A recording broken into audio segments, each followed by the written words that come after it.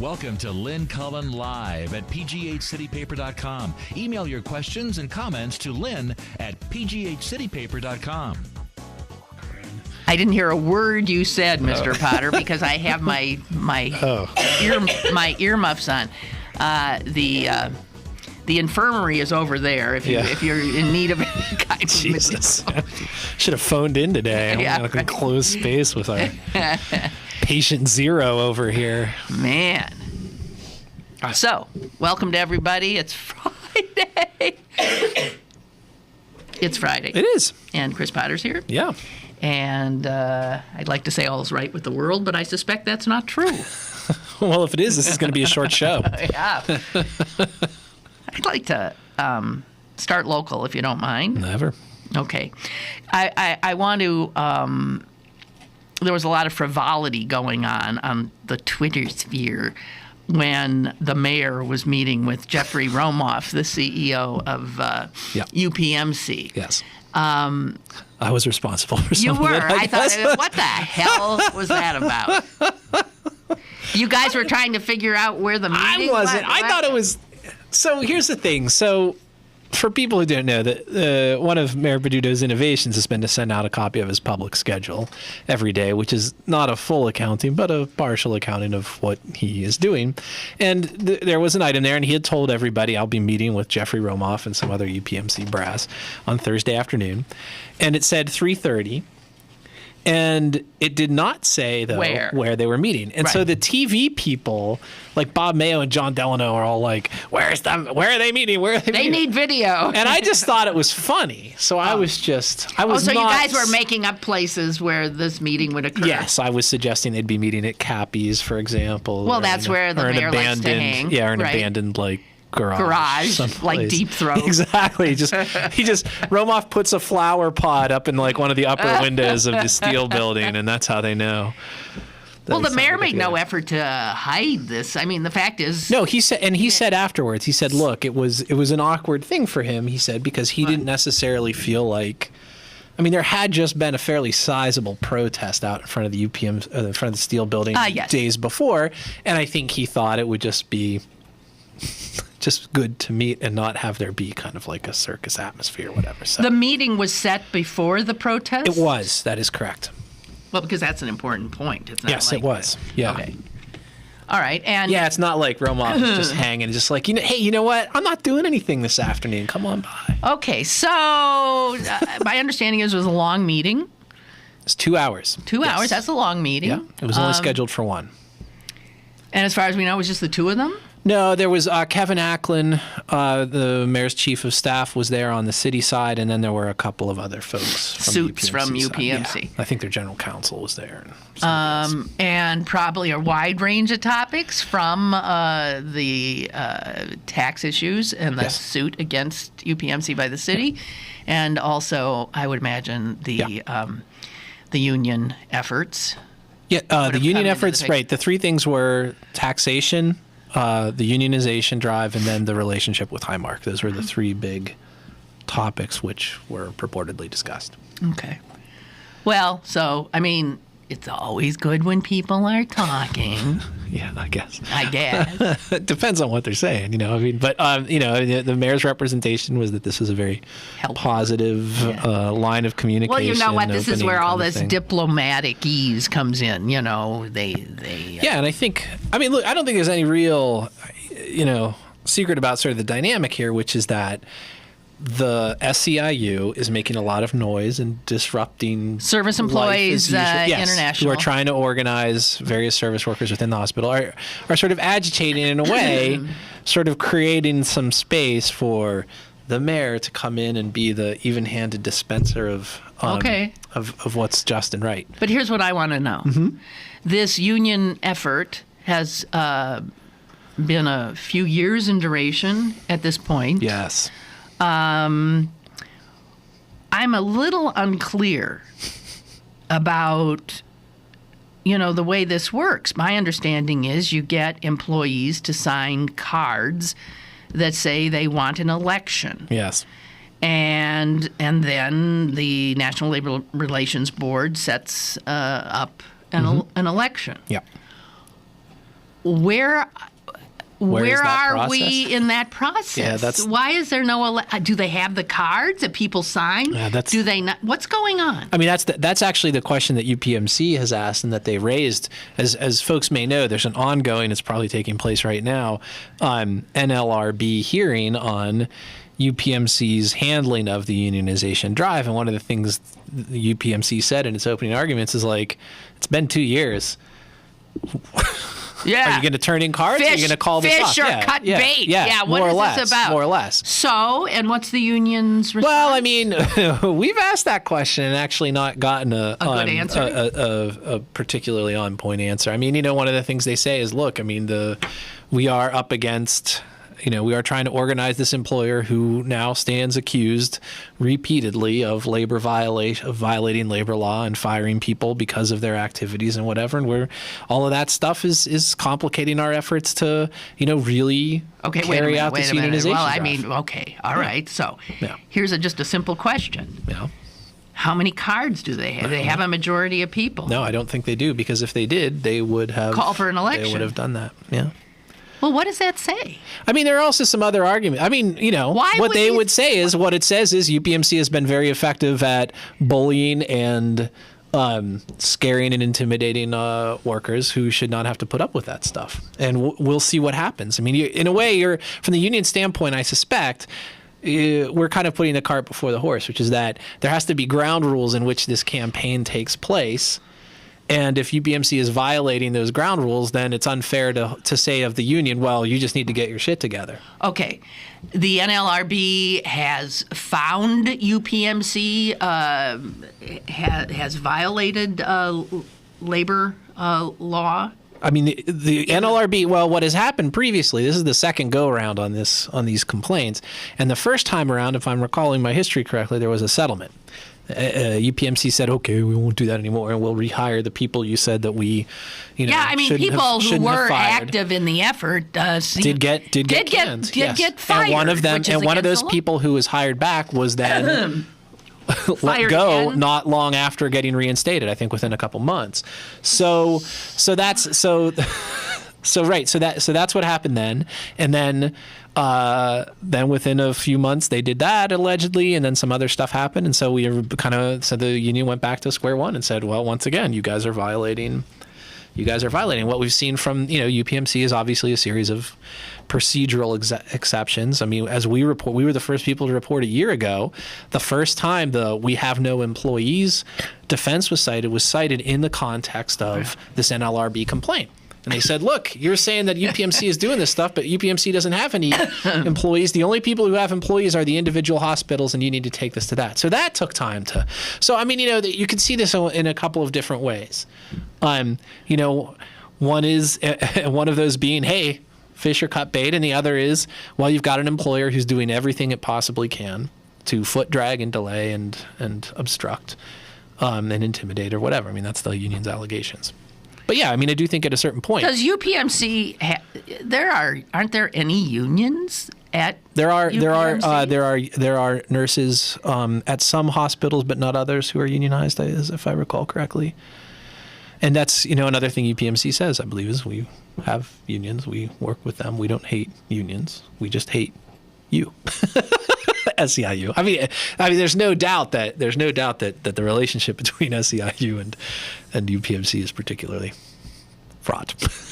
Wouldn't you think UPMC is the largest private employer in the Commonwealth of Yeah, Pennsylvania? I believe that's correct. Certainly in Western Pennsylvania. Oh, it is, in the state.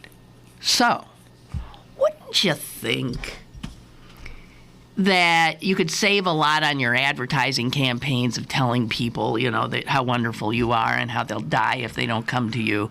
And wouldn't you want to not be literally waging warfare on almost three fronts. every front in the community you purport to serve? I mean, why do you want to be such a bad guy? I don't understand it. Well, I mean, of course, they don't see themselves as bad guys, right? I mean, and I think for them, look, say what you want. I mean, this is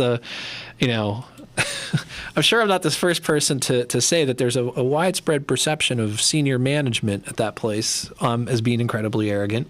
And, but I think the other side of that, too, is they are convinced they are absolutely in the right on this stuff. I mean, you and I were talking, it's funny, you and I were talking last week about this whole dispute over reimbursement rates for cancer treatments, chemo and whatnot, and whether once a practice gets bought by a hospital, even if the practice doesn't move, even if the people don't change, all of a sudden you're getting billed for a different hospital rate. Right. But you may have seen there was an op-ed in the Post-Gazette, which I'm going to guess you probably taled about a little bit on your show. I did not, but that was with Stanley Marks and some... Yeah, two of the senior kind of guys at UPMC saying, it's saying, here's why that is the way it is, and, hey, this is what Highmark was pushing for this. Highmark was pushing for this because it allowed them to do some things without raising rates across the board for physicians and whatnot.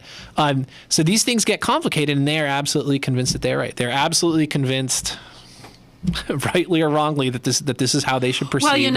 With respect to Highmark, they absolutely don't like SCIU in particular.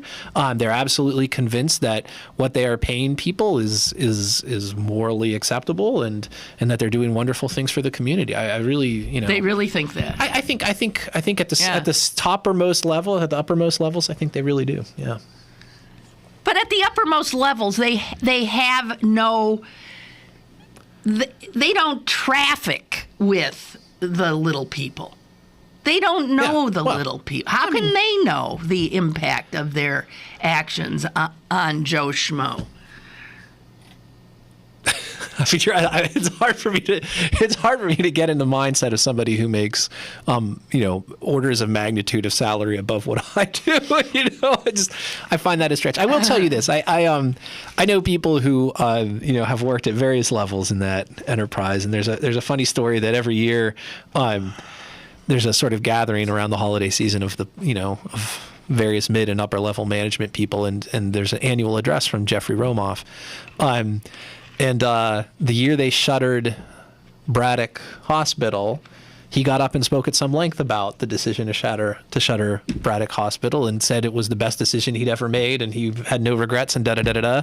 And the person who told me this story said, he managed to offend pretty much everybody in that room. And these were like UPMC people. Like there were just people who just thought, whatever you want to say about this, is it a regrettable necessity of the modern healthcare market, da-da-da-da-da.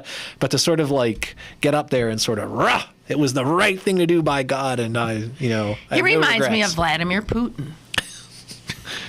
Well, they're both in fantastic shape, if that's what you mean, Yeah, they are. Well, Jeffrey Romoff, as you may recall, used to be a pudgy little bald guy. Excuse me. No, and now, he's a model of inspiration to me. And now he's he probably has 7,000 personal trainers. He can lift them all with his bare hands. Right. He has his own cooks and his so it's easy for somebody like Jeffrey Romoff to get healthy. Yeah. Yeah. Yeah. But he's a model for us all. I'm working on my own physique, if you must know. Looking good. Thanks, baby. When I get that tan, in February, you'll really know if I've achieved. Seriously looking good. So that's. I mean, I think they're sincere. We may think they're misguided, but I believe they believe. Well, they're sincere, like the Tea Partiers are sincere. They're sincere, like the climate change deniers are sincere. They're sincere. And look, the other thing I'd say too is you can go back and from their perspective, for example, they're going to say, why are we being singled out for treatment for this kind of treatment on the tax issue? And that's like a legitimate. Because they're the biggest by far.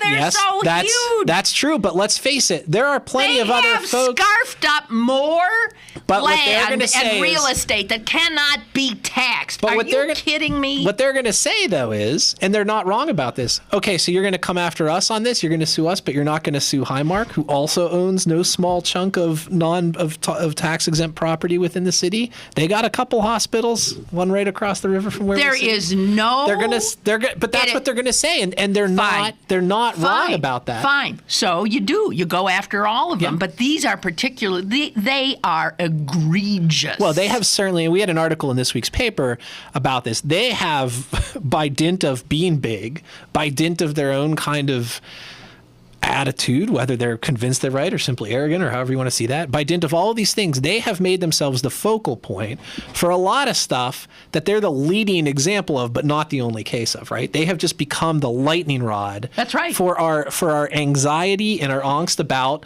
where this city heads in the 21st century. Well, I really believe that that's so. Is that their fault? Yes, to some extent it is. Is it just a result of being big and having been as successful? You know as they are? what? I think that's true. Okay, so it's like everyone in the world hates the America. Yeah. Because we're the big guys. Yeah. You know, big guys aren't liked. Okay, Yeah. you're not liked. Yeah. And obviously Jeffrey Romoff doesn't give a shit. Yeah. I mean, I think that's a big part of it too. Right. Exactly. Okay. What else? Oh, this. You wrote a piece about this Peduto. There you go. Tell us about this, rethinking the whole nonprofit contribution system. So maybe there's so there's a lawsuit, but then there are other things afoot. Right. So the Peduto, and it's funny. I've sort of been interested in this piece for a while. We're all interested in what these nonprofits do. UPMC again being the biggest example, but also the University of Pittsburgh and Highmark and CMU. So how do we get money from these guys? And this is a big issue. And in previous years, what we've done is we've either sued UPMC or we've taken money from a sort of voluntary fund called the Pittsburgh Public Service Fund that all of these guys kick some amount of money into. Nobody knows who's giving what. All we know is at the end of the year, they write a check, a big lump sum, and it's been in the $4 to $5 million range for several years. $4 to $5 million. Right. So what the Peduto administration is at least talking about doing and trying to do, and has already spoken in a preliminary way with some of these larger nonprofits, is we need more than that. They have done a calculation that says if nonprofits were paying the payroll tax that other for-profit employers pay, the city would be getting about $23 million a year from the nonprofits, from sufficiently large nonprofits. And so that's the benchmark. We want to get up to $23 million. Now, that doesn't mean people are going to write checks for $23 million. What the vision is, and the way they're trying to craft it, is a sort of combination of approaches where, first of all, we may borrow a page from Boston's book. In Boston, they kind of send out a bill, even though it's all voluntary in Boston. They send out a bill, and it says, here's what you owe based on your holdings. You can deduct up to half of that bill if you can document a sort of payment in kind, services that you provide to the city. So if you give to city workers, if you give a tuition break, if you give free tuition to city workers or whatever, you can mark that down, whatever the cash value of that tuition is, and we'll deduct it up to half of the amount of the bill. Okay. The rest, give us the money. And you don't have to. It's voluntary. But the city of Boston posts on its website who's given what. And they post their documentation of, okay, well, this is our tuition break or whatever else. So the city will partly be looking at that. The other thing that the city is talking about doing is also sort of earmarking, allowing nonprofits to sit down with the city and sort of earmark, when we do write out that check, here's what we want to write it out for. And that could be payments to the pension fund. It could be you get together with us and we create a Pittsburgh development fund that we use to leverage other investments, and that's how we build affordable housing within the city of Pittsburgh, or whatever else is kind of near and dear to their hearts. And then maybe you get to sit on an advisory board that helps make sure the money's being spent the way you want. So there are two things there. One is it, again, would be a much more transparent process than we have now. People would know exactly what a UPMC is doing, or a Highmark, or a CMU, or any of these other places. It would be more money than is currently had. The flip side of that, and I can tell that this is the part you're feeling because you're rolling your eyes and making impatient gestures, is, hey, I'd like to be able to earmark my tax money. I'd like to sit on a special board and be able to make sure. just because I paid my fair share. Yeah. It just makes me vomit. Well, how the big boys don't ever have to play by the rules. Yeah. Well, because, and I think, and this is the tricky thing, and I feel that too. And like I knew, and when I talked to Kevin Acklin, the chief of staff, about this story, is like the first question I had for him practically was, you know what you're going to hear, which is, why do these guys get the special treatment? The rest of us go to bed at night worrying about our dollars dropping into the black hole of the city operation budget. Why should it be any different for these guys? And that's, and there's not a great answer to that except that this is the way the world works. Yeah, I mean, look, there is a lawsuit out before regarding UPMC. There is absolutely no guarantee that that suit will be resolved within the time frame. Our lifetime. Certainly not necessarily within the time frame of the Peduto administration. That's it true. It could go on for years before. Or that it will have. Or that it will come down the way they want it to. Yeah, exactly right. So they really have to do something. I'm sympathetic to where they're at. Yeah, I understand that. I am too. But this is the way the world works, isn't it? Yeah. And it makes me puke. That's all I want to say. I mean, this is the issue. This is the issue that Bill Peduto will have for the rest of his of his administration, which is he is going to have to play the art of politics, which is the art of the possible, and he won, appealing to this sort of visionary, idealistic thing, and people are going to have to get used to settling, and it's not going to be his fault, I don't think. I mean, we're all going to. I reserve the right to second guess, and to write mean editorials about any of the things that he does, but I respect the fact that he's in a tough spot with a lot of this stuff. But he has to deal with reality. Yeah. But that doesn't mean that you and I and everybody else shouldn't continue to attempt to alter reality. I agree with that too. Thank you. Let's take a break. All right. We'll be right back. Email your questions and comments to Lynn at pghcitypaper.com or call Lynn at 412-316-3381. Lynn Cullen Live will return in a moment. Pittsburgh Public Theater's masterpiece season unleashes a true classic with An Iliad. Homer's tales of the Trojan War take center stage in this dynamic tour de force featuring one actor playing all of the Greek epic's most famous characters. Tegel Bougere stars in this emotionally charged theater event that the San Francisco Chronicle hailed as absolutely riveting. An Iliad is on stage at the O'Reilly from March 6th through April 6th. For tickets, call 412-316-1600 or buy online at ppt.org. Download the brand new CP Haps app and find out what's going on in Pittsburgh. It's the fun and free app that puts the most popular events at your fingertips. Text events to 77948 to download now and register to win tickets to see Pittsburgh versus St. Louis at PNC Park April 4th. Plus, lots of great free stuff every week. The CP Haps app brought to you by Pittsburgh City Paper. I didn't know about chronic obstructive pulmonary disease until I took the wheel and lent my support to Drive for COPD. Help Americans take action against this leading cause of death by logging on to driveforcopd.org to learn more. I'm Nancy Cartwright, the voice of Bart Simpson, and I drive for COPD.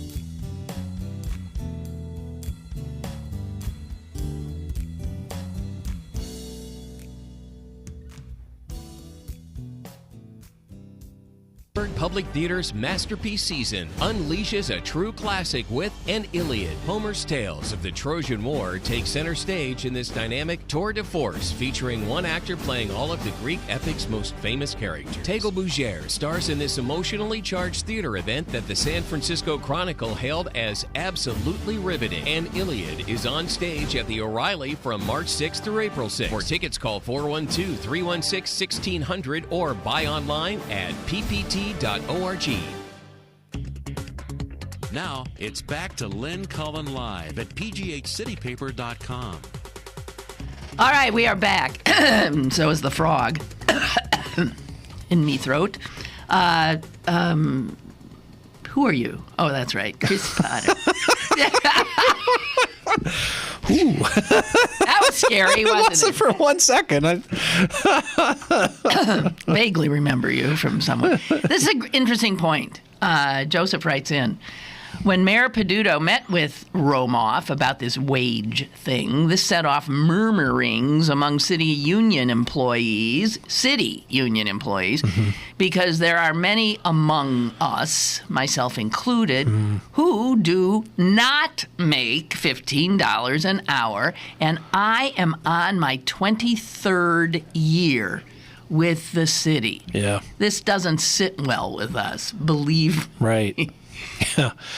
We may be seeing that in a full-page ad in the Post-Gazette in the near future because it is a good point. It's a very good point. Yeah.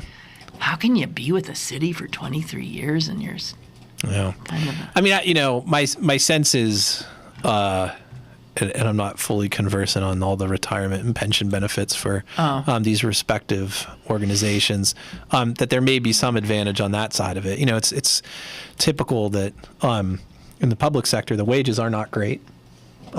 But very often the benefits on the back end in terms of pension typically have. Yeah, and of but course, that's all of gonna that go stuff away. is. That's Well, I think going for somebody like Joseph, if he's been there for more than 20 years, I think he's probably going to be okay. But I think his larger point is true, which is, hey, who are you, buddy, to tell us take care of your own, care of your own before you march over here.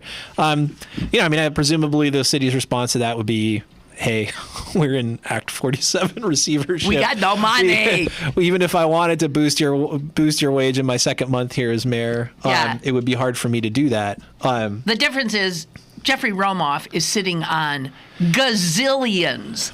Yeah, although the city is. And then you get into this argument of where UPMC says, well, actually, it's not as much money as it looks like, and our margins are tight, and da-da-da. And in Obamacare, we can expect a tighter fiscal environment going forward, and et cetera, et cetera. If they just stopped their advertising, if they just stopped, can you imagine what their ad bill is? And let's even take the ads out that are targeting Highmark. Let's take Patrice King Brown and, drop kicker somewhere. Yeah. I'm serious. Yeah. Oh, I know you are. And just take the amount of advertising they have assaulted us with, telling us again how they are not a hospital. Right. They are our best friend. And if we are dying, you cannot go to any place better. If you are living and don't want to die, you can't go to any place better. I mean, it's just so sick of it. They're a friggin' monopoly. They don't have to spend all that money. No. They cannot poor mouth in any way. Ever. They're going to, though. They cannot. You don't have to buy it, but they're going to. You do not have to listen to it with a straight face. Yeah. And then they're going to say, sure, go ahead and cut our reimbursements for oncology treatments. Then it's the death by 1,000 cuts for us here at UPMC. Oh, they're so disgusting. I just want to. Medicaid reimbursements haven't gone up. We've been blah, blah, blah, today. I'm just saying, we forgive bad debt. I'm just telling you this. As my grandmother used to say, rich people problems. Jeez. Anytime anyone around her would argue about how much they were paying in taxes, that's what she would say. Yeah. Oh. Here's a call. It'll probably be Jeff Romoff. Oh, wouldn't I love it? Hello. Hi. Have any of you seen the former governor of Minnesota, Jesse, on Ventura. his show on Aura TV and on the internet? Now, this guy, he claims to be liberally, he's liberal socially, and he's conservative financially. Right. But he supports Ron Paul and Rand Paul. Yeah. So how in the hell can you support those two guys who want to get rid of Social Security and Medicare and get rid of all those programs? Yeah. I mean, a lot of stuff he says on I agree with, but I don't know. He's kind of a comedian, I guess. Yeah, I think he's a bit of a provocateur. He's living now, and I've read it. I have not seen his internet show, but I did see an interview with him, I think, on Salon.com, and it was actually interesting. I mean, everything you just said was right, but then he also spoke out in favor of unions. He's all over the place. Yeah, he's sort of, and he's living down in Mexico now, and is he? Because for some bizarre reason, and because he's off the grid. Yeah, that's it. Thank you. That's the name of his show. Yeah, off the grid. He's living because he has solar panels, but he's still on the internet. So how off the grid is he? Well, look, you're off the grid, but you don't want to go crazy. That's true. I didn't even know he had a... just check it out for comedy effect. I bet. Yeah. Some of it's pretty good, you agree with, but a lot of it's funny. Yeah. All righty. Thanks for the call, man. Okay, thank you. Yeah, that's I can't even remember whether he was a good governor or not. He started out sort of, gangbusters, but things got... he was not... The pros of governance. Elected. Did he run? He did run and he didn't win, or I just can't even remember. I don't remember if he ran again. He might have just been like, to hell with this. But I think the Minnesotans sort of decided, okay, so we tried this. I think maybe we better go back to the straight world. Yeah. Okay, so I'm looking at a page in the New York Times. I'm just going to read some headlines. Facing sex assault trial, general pleads guilty to misconduct. The next piece, West Point sergeant pleads guilty to videotaping female cadets. Yeah. And then the third one, change blocked on military sexual assaults. Wasn't the first of those cases didn't actually happen at a seminar about No, sexual... not this one. Okay, This that was another one that I saw about. This one is the... this is a big general, Brigadier General Sinclair, who was the deputy commander of our forces in southern Afghanistan. And... okay, and this was a showing of why it is difficult to allow the commander to be the go-to guy for sexual assault issues, since often the perp is the commander, or someone in the chain of command, right? And so that's why Gillibrand was trying to give and that went down to defeat yesterday, as I predicted. But yeah, here's a few other headlines. England's war on porn leader arrested on... Porn. Yes. It wasn't kiddie porn, was allegations related to child pornography. That's too bad. And here's another one. These are all from today. The Army's top sexual assault lawyer accused of sexual assault at a sexual assault conference. What the F? Yeah. What is going on? Yeah. What are we going to do with your gender? Hate to have to answer for the whole bunch of us. To have to defend your kind. God! Yeah. It's endemic. It's epidemic. Yeah. And I don't know, what do you do? I mean, a lot of this stuff is clearly...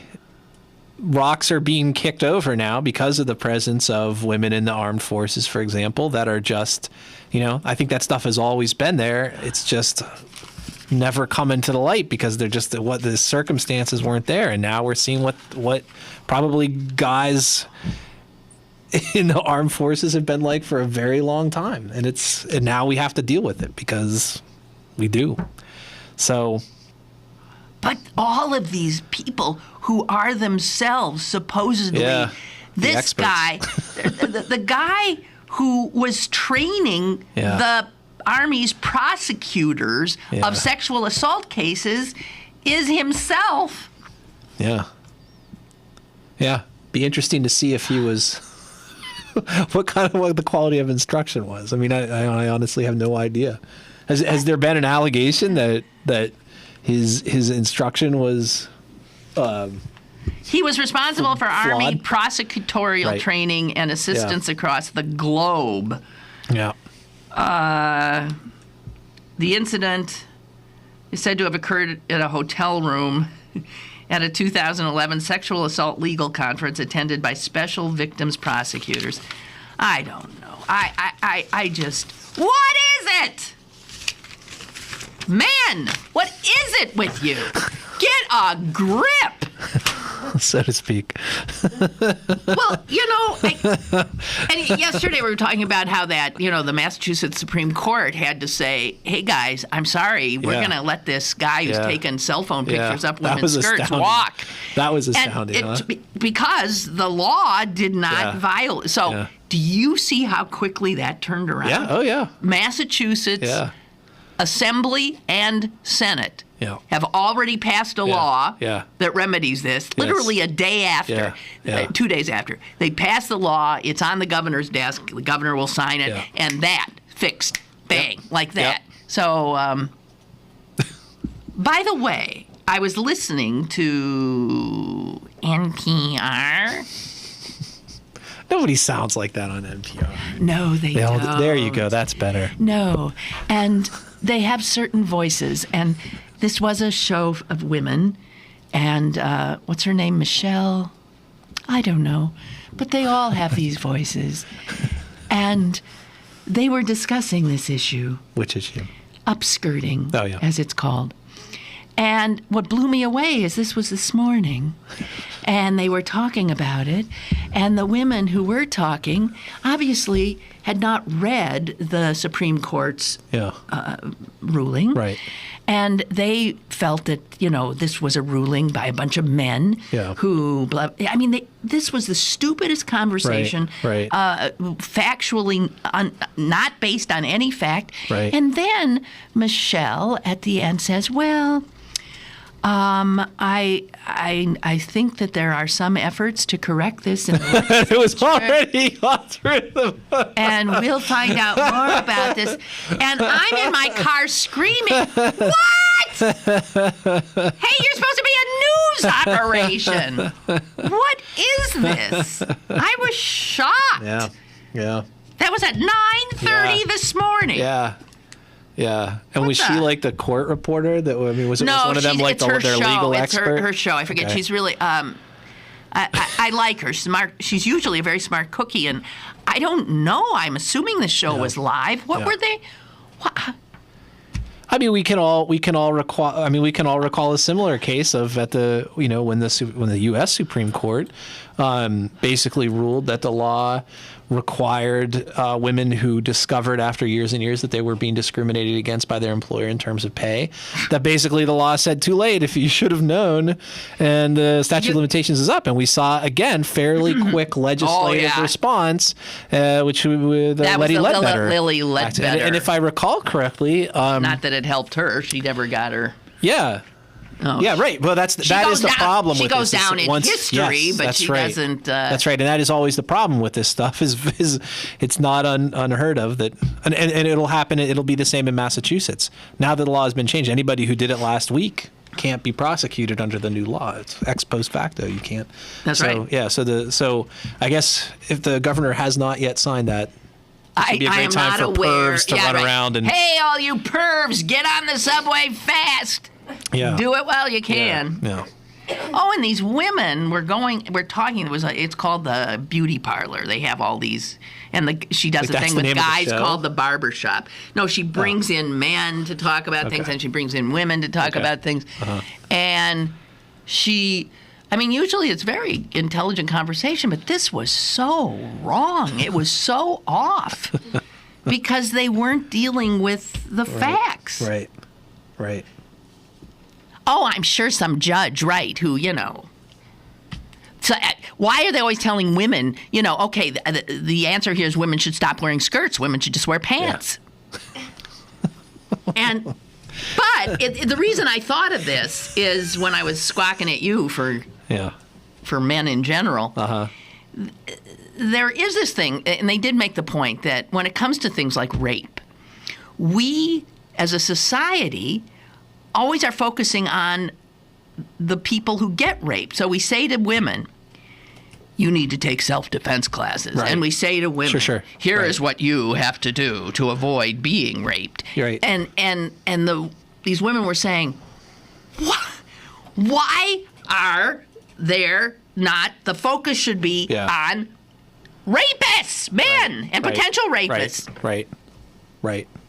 And she said, this is what they always do. It's like, and somebody said, oh, there should be a separate car for women in skirts or something. And she said, sure, segregate us. Why don't there be a separate car for perverts? Or make them all wear burqas. You should all wear burqas. Yeah, this is... It's true. It's like sometimes this stuff is. There was a blow up on this online. Somebody, I think it was on Slate, or somebody wrote a piece that was like, we should be telling our daughters not to get drunk at college parties or whatever. Right. And there was a sort of blowback from that on precisely the lines that you mentioned, which is why should the onus be on women to change their behavior? And I think there's a way to have both of those. Yeah, could we get both of those arguments? Exactly. But obviously, if there were people seriously recommending that women wear pants when they take mass transit, it's like a completely different sort of vibe there. But right, but I would right. Oh my God. Incidentally, just because I'm thinking about it, fascinating piece. I don't know if you read The Atlantic at all. Fascinating piece about frat culture, fraternity culture, and just how how completely out of hand and incapable the universities themselves are of doing anything to rein this situation. Well, then why don't they just outlaw them? Yeah, because this is the alums, It's the alums and their money. It's the alums, and as it turns out, these frats have really a very sophisticated legal support network. There's an entire entity that is created to provide legal advice and representation to frats who've been accused of whatever. Somebody dies because they overconsumed alcohol, they die of alcohol poisoning, they get raped, they fall out an open window, which apparently happens all the time at frats because the buildings are crummy and people are drunk, and so all kinds of accidents happen. There's actually a lot more of slip and fall type lawsuits filed against. When your son goes off to college, will you say to him, do not? I will urge him not to. I did my son. I said, do not. Do not. He's not a joiner anyway, so he wouldn't have done it. But I've told you my only Greek story. Yeah, I believe you have. Okay. So, did you want to tell it again? No. I'm completely capable of looking fascinated by it. Okay. I'll do it very quickly. It happened at Kappa Kappa Gamma. Kappa Kappa Kappa Gamma. I'm so glad that I am. Yeah, I dated one. Yeah. Oh, God.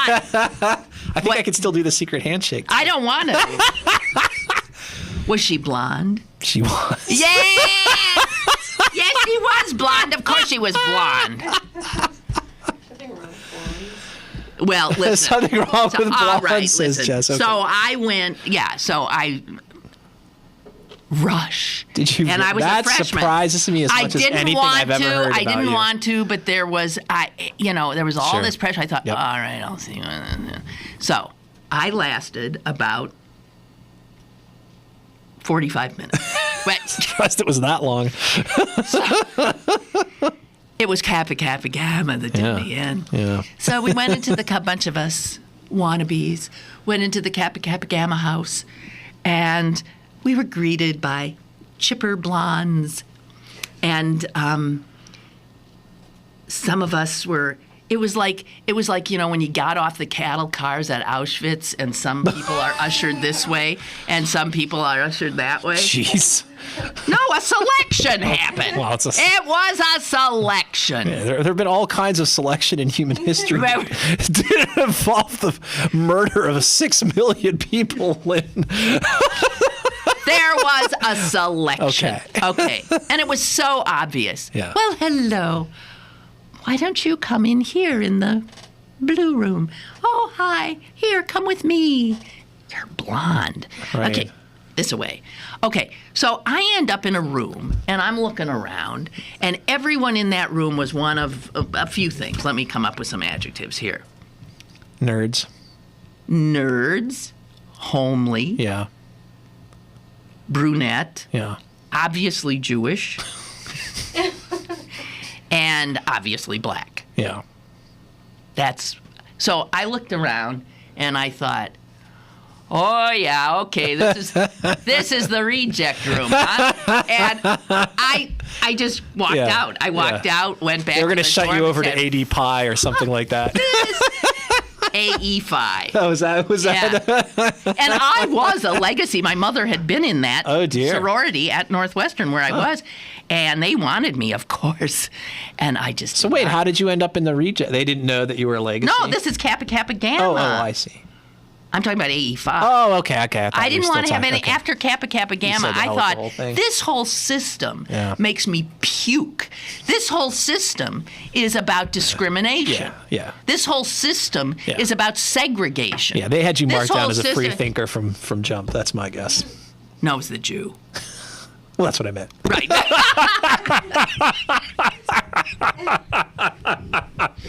I was like, no Jews allowed. No blacks allowed. This reminds me of something totally separate, but and maybe it's not worth getting into. But have you seen this? Have you seen this online? This YouTube commercial by this local lawyer, this this is so guy. funny that you said that. Yeah. I walked in and Jess is saying, "Have you seen that? Is it an online?" It is online only. It's about 3 minutes long. I'd be curious. Maybe we could talk about it next week. You'll want to watch it. Well, how do I? I'll find it for you. It won't be. Yeah. Have any of you guys seen this? It's only online. Yes, and he's gotten more earned media from this. I mean, last I checked, when I saw it this morning, he had like 77,000 views. Amazing. So someone's going to write about him. Yeah, there was already an online thing about it, And it was on Deadspin. Both had Okay, so something on this it. is a local guy. Yeah, he's a young local lawyer. criminal defense attorney who basically the ad starts with like a minute of various felons like engaged in criminal activity, then going, "Thanks, Dan," for getting us off. Whatever. and then he appears and he's just sort of like, consequences suck, don't they? And he's like, America was about freedom, not about people with more money than you writing a bunch of laws to tell you what to do. And then it comes in for a close up and he says, "Laws are arbitrary," which I thought which is true. Which is true. He's telling the truth. Oh God. And then the last line of it is, so he goes on about how, I was sort of wondering, so he goes on about how I may have a law degree, but I think like a criminal. Like I'm the defense attorney Pittsburgh criminals call when they commit crimes, which is just like an amazing. It's Better Call Saul even. Yeah. It's if anyone who watches or has watched Breaking Bad, this is like the law. Yeah. And at the end, he's like spinning the Hanukkah, the top dreidel. Right? Thank you. I blanked on that. And he goes, "Did I mention I'm Jewish?" That's the last line of the ad. Funny.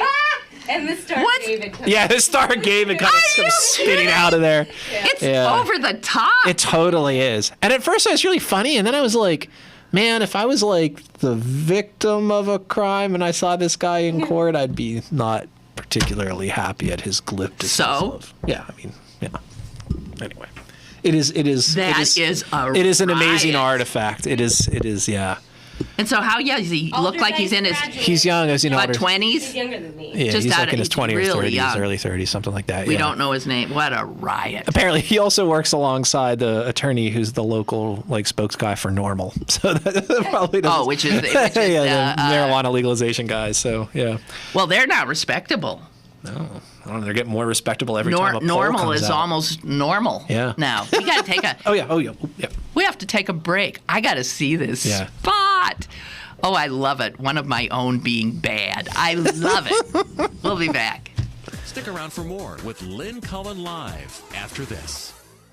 Public Theater's masterpiece season unleashes a true classic with An Iliad. Homer's tales of the Trojan War take center stage in this dynamic tour de force, featuring one actor playing all of the Greek epic's most famous characters. Tegel Bougere stars in this emotionally charged theater event that the San Francisco Chronicle hailed as absolutely riveting. An Iliad is on stage at the O'Reilly from March 6th through April 6th. For tickets, call 412-316-1600 or buy online at ppt.org. BergBargains.com is the best bet for great deals in the Berg. Log on today for exclusive bargains from your favorite local restaurants like Blue Line Grill, Atria's, and Verde. Plus discounts on gift cards from H&M, Nordstrom's, and the Cheesecake Factory. BergBargains.com, Pittsburgh's best bargains. BergBargains.com. While cutting molding with a 12-inch dual compound miter saw, while holding a newborn baby in your arms, when face-to-face with a congregation of alligators, with the ball in your hands and the entire freaking season on the line. There are a million places you'd never consider texting, so why would you do it while driving? NASCAR driver Casey Kane here, asking you to please stop the text, and together we can stop the wrecks. Brought to you by the Ad Council and the National Highway Traffic Safety Administration. Get the message at stoptextstoprex.org. Public Theater's masterpiece season unleashes a true classic with An Iliad. Homer's tales of the Trojan War take center stage in this dynamic tour de force, featuring one actor playing all of the Greek epic's most famous characters. Tegel Bougere stars in this emotionally charged theater event that the San Francisco Chronicle hailed as absolutely riveting. An Iliad is on stage at the O'Reilly from March 6th through April 6th. For tickets, call 412-316-1600 or buy online at ppt.org. You're listening to Lynn Cullen live at pghcitypaper.com. Once again, here's Lynn Cullen. Okay. Well, I'm going to say one word. Yeah. Crimea. Uh-huh. What, you care? Sure. I mean, Well, What do you think? What do you think's going to happen? Is this the start of World War III? Is this the rejiggering of the Cold War? Is this? I mean, Crimea's already gone. Russia's is going to have it. So what? Do I care? You should care. Whether one cares in a way that prompts one to any sort of action, I don't know. I think it's. I saw actually a pretty cogent analysis of this whole thing, which is that really this is about sort of a desperate rearguard action on Putin's part to prevent Ukraine from getting away from him entirely. And now what he has, if nothing else, is he basically has a little thing that can be a thorn in Ukraine's side. That essentially and that he's done this in some other sort of breakaway republics, is he's sort of found that, the Russian majority area, and then, sort of kind of half encourages their independent tendencies basically to check on the other guys. And this is basically a way to, to be a pain in the ass for the Ukraine at the very moment it was getting away from him. I mean, I'll also point out, in my opinion, American foreign policy about this is so hypocritical and ridiculous. Oh, it's so not funny. Even worth. No, I know. It's not even worth I have taking been seriously. Every time you look at a statement by Kerry or Obama, the outrage. This is not what nations do. I'm thinking, what? Excuse me? Yeah. What kind? And then I was saying the other day, I was listening to Counting Roberts, also on NPR, talking about this, and Again, she was sounds asked, nothing like that. And she was asked about this, and she says, "Oh, false equivalency." Yeah, that's What do you mean? Yeah. I mean, that to me is just like that Beltway mindset has just been so. And the sad thing is, it's hard to make the argument because Putin's such a. He's awful. I mean, he's just awful, and so it's hard to it's sort of hard to just call the U.S. out without feeling like you're sort of giving aid and comfort to a guy who's a complete bully in his own sphere of. But have you noticed how some of the right wingers are saying wonderful things? Oh yeah, because they love him because he's an autocrat. Yeah, they love exactly. that. Yeah. He goes right in. He's willing to shoot, kill, take and they love him. Yeah. They wish Obama were Putin. Well, no, they don't. They they wish their guy would be Putin. They're perfectly happy to make Obama look like some feckless dweeb.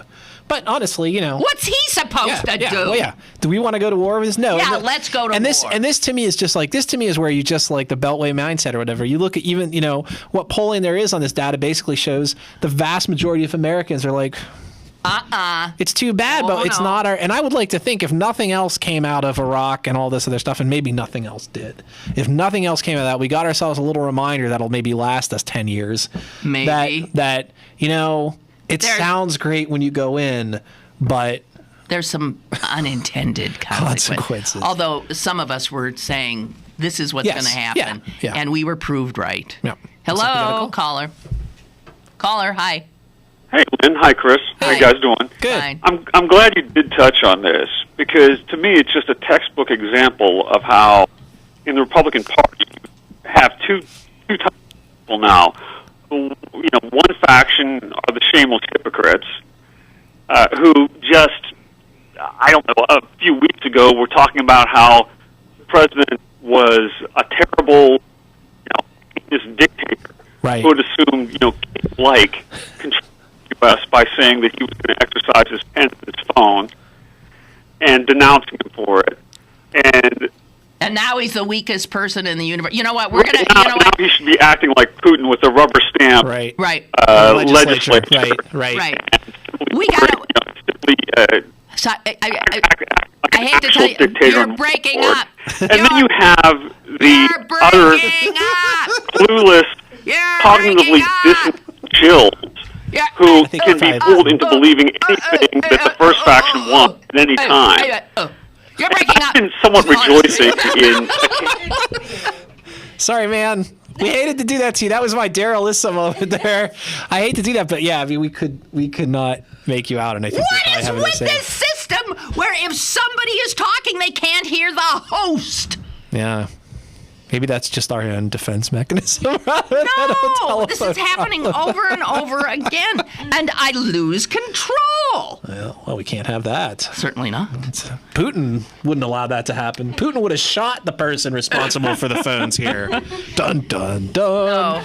No, but I know the point he was trying to make, or was making, but we couldn't hear it. Yeah. It is absolutely true. 1 minute, these jerk Republicans are saying, look at Obama. He's so weak. He simply doesn't know how to exercise any power. He's making it. And then the next minute, they're squawking that he's some kind of a total dictator, despot. Yeah, but then they just say, well, he's more comfortable oppressing his own people than he is standing up on the international stage. It's easy for them to brush that stuff aside. Oh, dear. It's no problem. God in heaven. So have you ever seen the Bill of Rights, the real one? I've been to the National Archives. So you have? So yeah. Uh-huh. I have not. Oh yeah. Anyway, it's going to be here. Did you know that? No. Now, do they have multiple copies of it? Because There think they obviously do. Yes, are. Yeah. So there you go. Well, but it doesn't. I mean, there's still not a lot. The Bill of Rights is going to be on display. It's one of only 4 remaining of the original 28 copies. Yeah. Oh, yeah, what happened to the other 24? Obama took them. That's what happened. People, wake up, sheeple! Wake up! Oh, God, speaking of that. Oh, I didn't bring it. There was a letter to the editor in the Post-Gazette today. Oh, Jesus, why don't you just start reading comments online? Oh, my God. And it was written by, one of these people whose mind has been totally taken over by Fox and its talking points. It was beyond belief. Yeah. Beyond belief. What did it say? What was it saying? Oh, it was about taking our country back. That this cabal of godless elitists have taken God out of schools, and it's why teenage pregnancy and homosexuals. I mean, it was just this. It was unbelievable. Yeah. Well, it's a scary world for those folks, right? Anyway, so I brought Yes, everything's scary to those folks. So I brought up the Bill of Rights because it is going to be available at the Posner Center at CMU. That's their student union building, if I recall correctly. Oh, is that what that is? Yeah, yeah. Mm-hmm. Big new one visible from Forbes. Okay. And this is because Henry Posner. Yeah. Do you know who that was? Yes. He collected things, and he got, in 1963, this original Bill of Rights. Anyway. So, how does that happen exactly? I don't know. It's kept at Carnegie Mellon and cared for in the rare book collection. There, I guess it's got to be someplace, right? Yeah. They got the one at that you saw. Yeah. Anyway, this is all in advance of the ACLU's annual meeting here, chapter meeting here, and they're bringing in a really interesting speaker who will be a guest on my show Monday morning, which is what I was trying to get at. And who is it? David K. Shipler. Who? Do you know about him? I don't. Pulitzer Prize-winning author, former foreign correspondent of the New York Times. And... didn't he write the book Russia, Broken Idols, Solemn Dreams? Yes, he did. Am I recalling that correctly? Now I remember. He won the Pulitzer for his book Arab and Jew, Wounded Spirits in a Promised Land. He also is behind 2 PBS documentaries on that subject as well. Arab Jew 2, Electric Boogaloo, for example.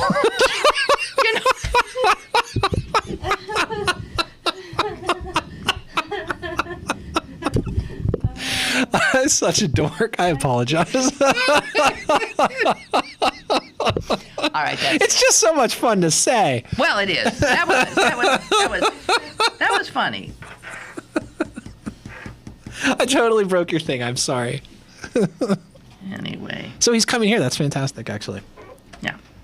And is he appearing like alongside the Bill of Rights? Is that are these two things like joined together, or? Oh, will you shut up? No, I'm seriously asking. Like, why? Because they're both from the same release. I see you reading here. So is it? It says right here. Well, like, the Bill of Rights. Yeah.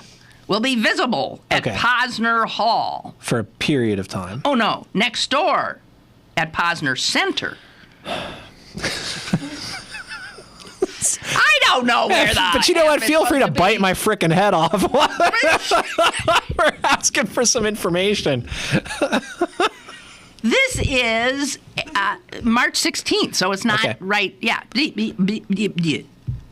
So is it up for a few days? You know what? This is unclear. I want to say this is unclear.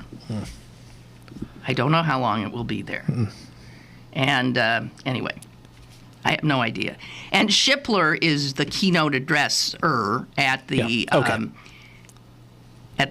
meeting. So if you want to, the public can go to this. Can they go see him? Yes, of course. The public's always welcome to ACLU events. Yeah. Absolutely. And that will be on the same date that I gave, March 16th, at 7 o'clock. Great. Okay, at Posner.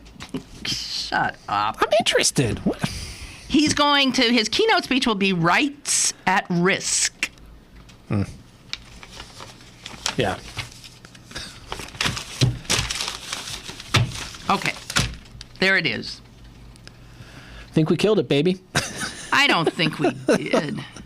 I mean the hour. Oh, we killed the hour. Hey, and I just want to say, I am not on 4802 tonight. I am sorry. Wow, that's just like a... I'm not. Is that because they have their new little guests? No. The show is going on, but I have a other engagement. Oh. Do you have a fill-in? Is somebody filling in for you? Yes, I don't know who. No. I don't know who. Doesn't usually John a pro? You don't know. No. Why don't you fill in for me? I never get invited to do that stuff anymore. Why don't you? I don't know. I must not be very good at it. Are you kidding me? Huh? How are you not good at it? You're better than any of them. The proof is nobody invites me. If I was good, then the market would recognize my value. Right? Would you want to go on it? Oh, I mean, it seems to me stuff like that every Friday would be a bit of a after a while. Yeah, tell me about it. I mean, it's not just because I've heard you say that. It's I've done it, but in there it's sort of at a weird time. My wife likes to go out maybe and I know. Who wants to at 7:30? But I'm interested in doing that stuff from time to time. Sure. Okay, I am going to reiterate that you would. I mean, they're crazy. I think it's because the studio lights bounce off my head and it creates a burned out spot on people's TV screens. I think it's just a bald thing. Are there no bald people on that show? I guess not. It could be. Yeah. But I think maybe you have a lawsuit there. I don't think balding men are a protected class under federal law. Well, then. I may have looked into this once or twice. Well, thank you so very much. Thank you. It's good being here always. Always. Thank you. Monday, David Shipler is going to be joining us for a... And apparently there'll be sign language the whole time through. And, So we'll talk about who knows what there. I just wanted to give you a heads up. Right. All right. See you later. Goodbye.